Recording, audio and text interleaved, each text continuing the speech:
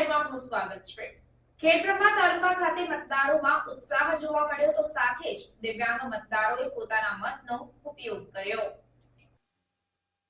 લોકસભાની ચૂંટણીના ત્રીજા ચરણમાં મતદાન ચાલી રહ્યું છે ત્યારે ખેડબ્રહ્મા તાલુકાની અંદર મતદારોમાં ભારે ઉત્સાહ જોવા મળ્યો હતો। સવારથી જ લોકોની લાઈનો જોવા મળી રહી હતી। તંત્ર તરફથી મતદાન મથકોએ મતદારો માટે પીવાના પાણીની વ્યવસ્થા, તડકામાં ગરમીની અસર થાય નહીં તે માટે છાંયડાની વ્યવસ્થા પણ કરવામાં આવી હતી।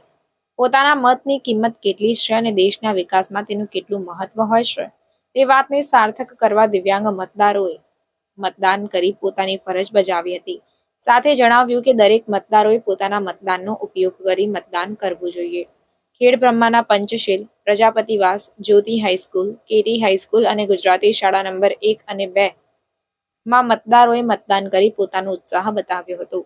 તાલુકામાં એકંદરે શાંતિપૂર્વક મતદાન યોજાઈ રહ્યું હતું। બપોરના 1 વાગ્યા પછી ગરમીની અસર જોવા મળી રહી હતી અને મતદારોની ચહેલ પહેલ ઓછી જોવા મળી।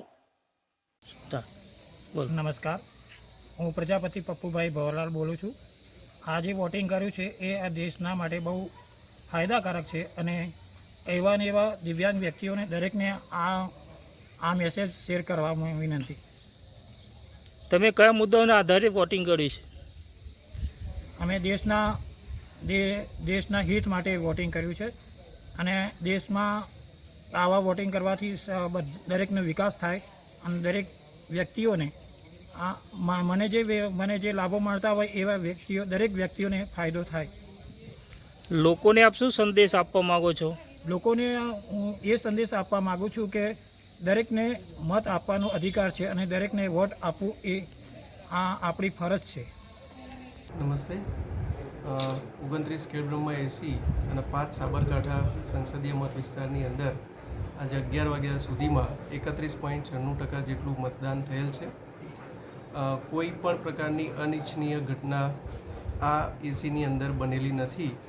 વધુમાં મતદારો ખૂબ ઉત્સાહથી મતદાન કરી રહ્યા છે અને એમના માટે જે બેઝિક સુવિધા છે જેમ કે પાણી, મંડપ અને રેમ્પ, ટોયલેટ એ બધી સુવિધાઓ અત્રેથી પ્રોવાઈડ કરવાનો અમે પૂરતો પ્રયાસ કર્યો છે।